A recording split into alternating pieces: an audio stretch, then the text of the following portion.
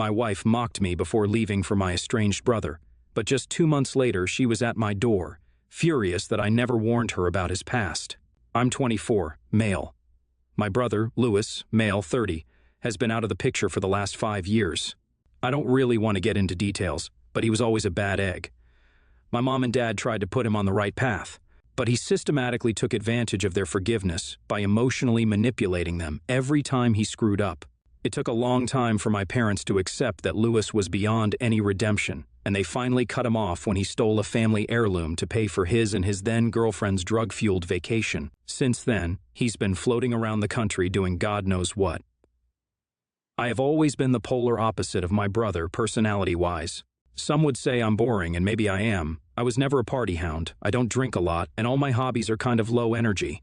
I'm also an introvert with a really low social battery. Of course, I don't care about what people think about me, and I'm not exactly looking to change my personality, but it had started affecting my wife, Barbara, female, 25.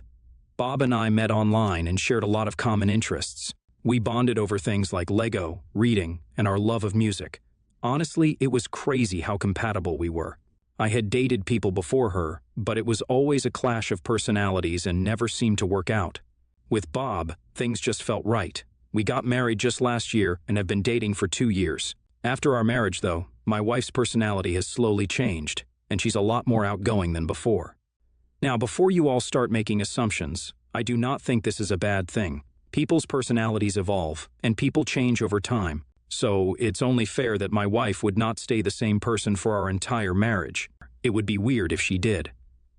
As for the problem of personality clashes, obviously that happened with less serious relationships, but I was willing to put in the work to change for my wife. She was getting into clubbing, going out to parties, and stuff like that.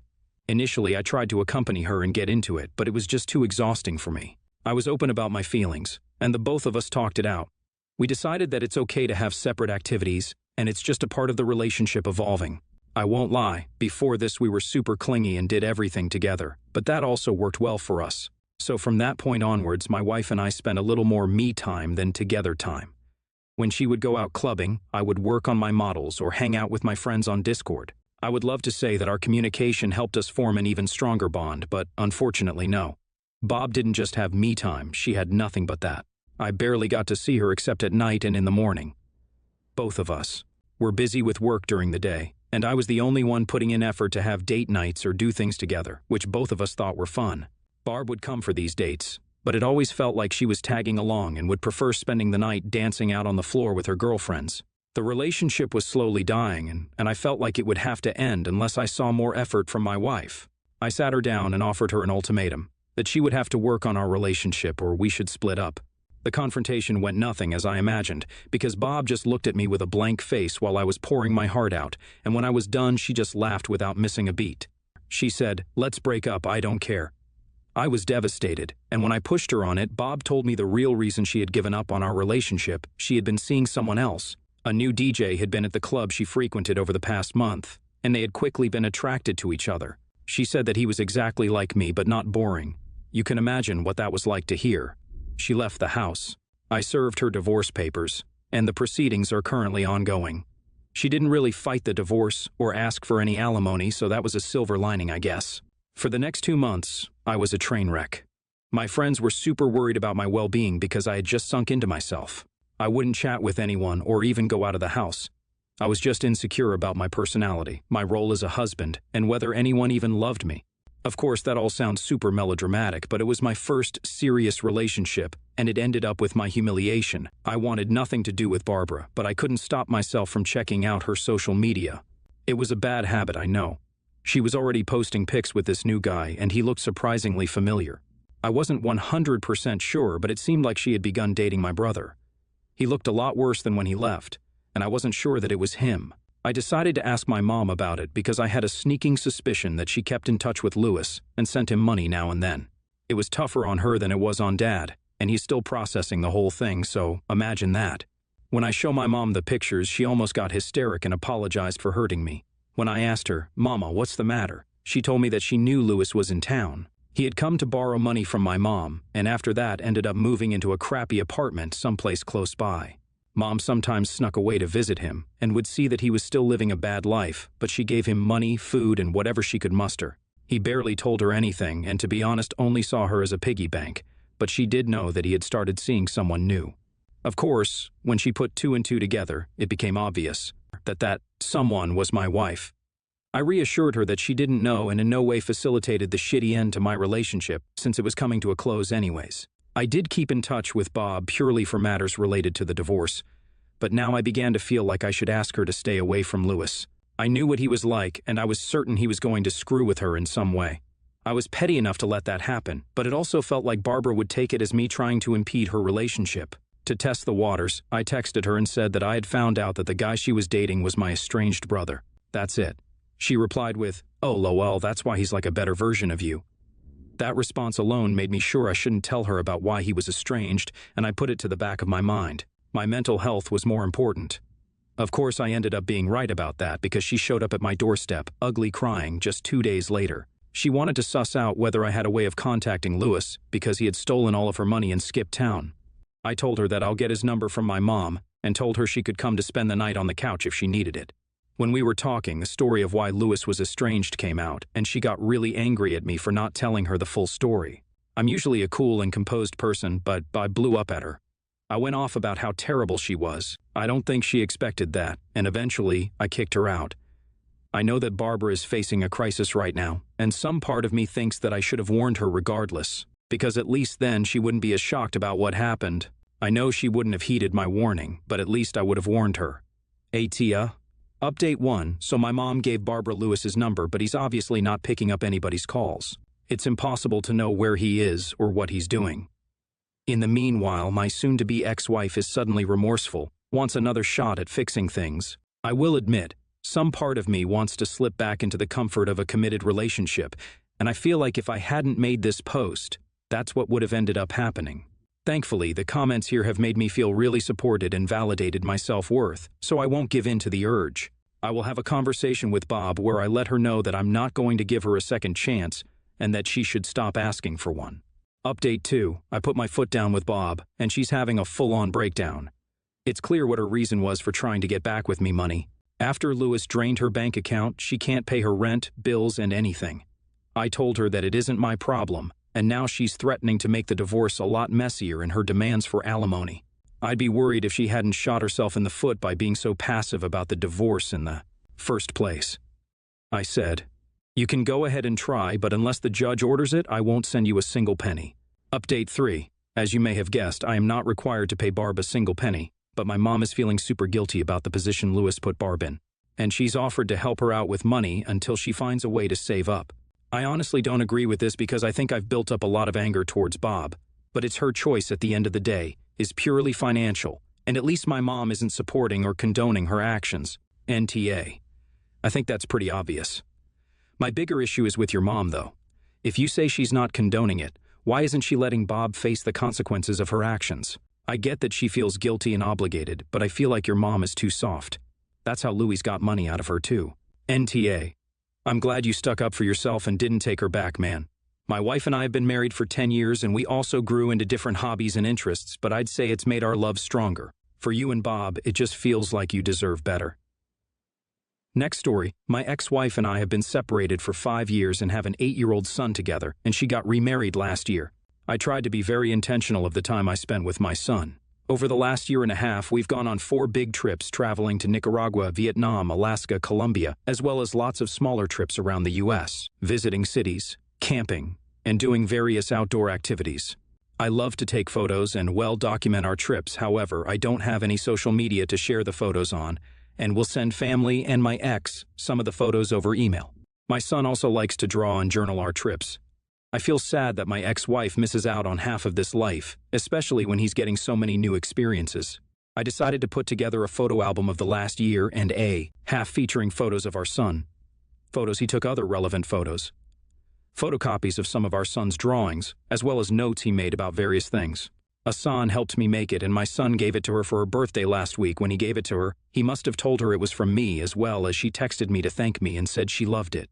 Her husband was less than pleased and sent me messages telling me it was inappropriate and creepy to give it to her as a gift. He also accused me of trying to win her back. I'm not. I have a girlfriend when I just wanted her to have something that gives her a glimpse of the moment she's missing out on with our son. My stepsisters agree with her husband, and it was a little weird I gave her an intimate gift, but I don't view it that way. Atia? NTA. Most of the comments have covered all these bases perfectly, but the only thing I would like to add is that I find it somewhat concerning that her husband is contacting you at all.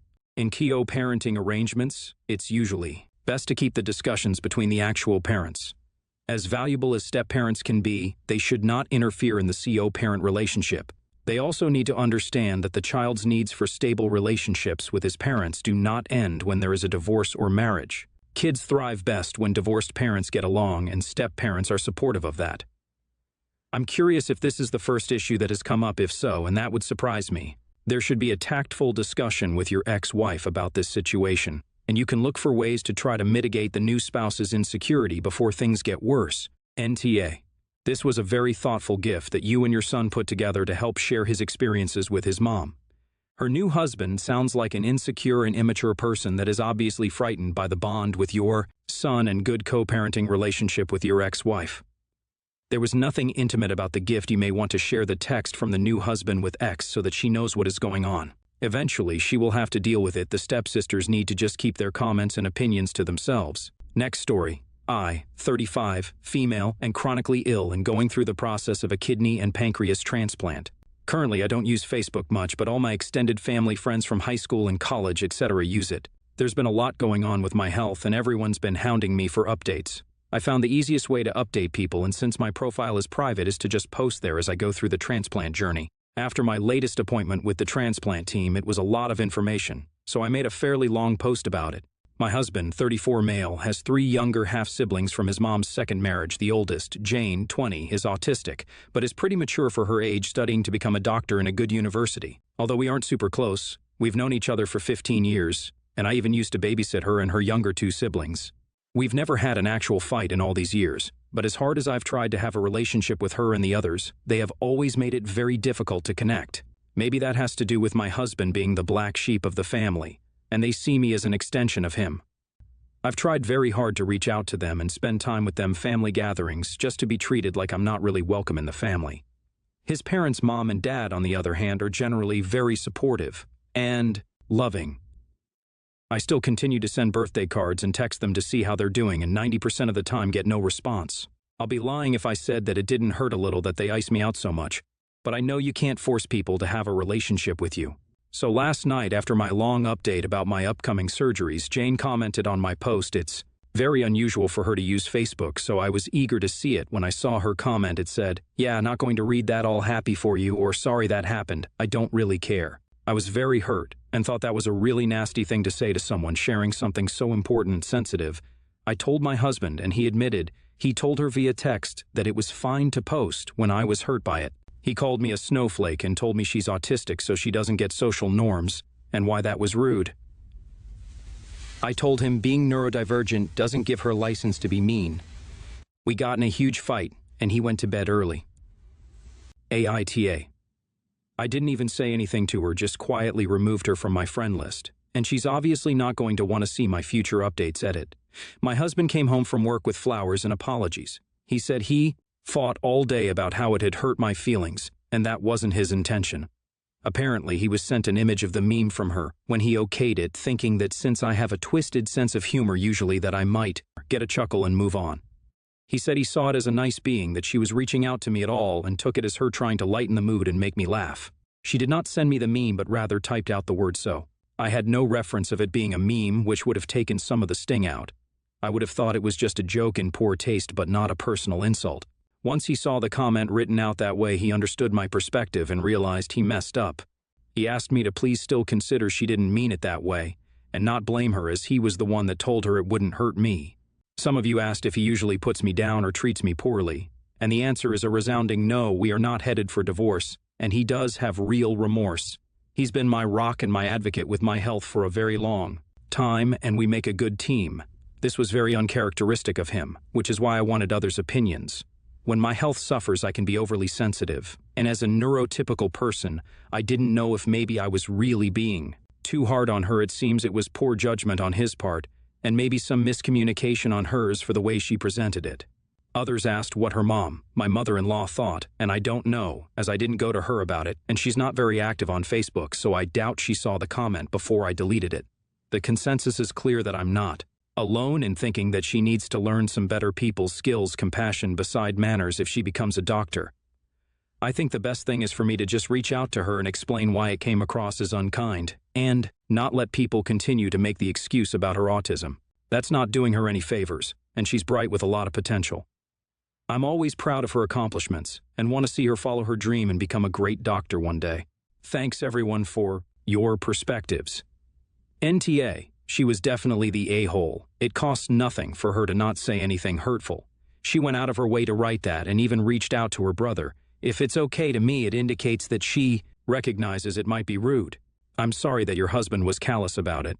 You are not a snowflake. Your feelings are valid. He too is an a-hole.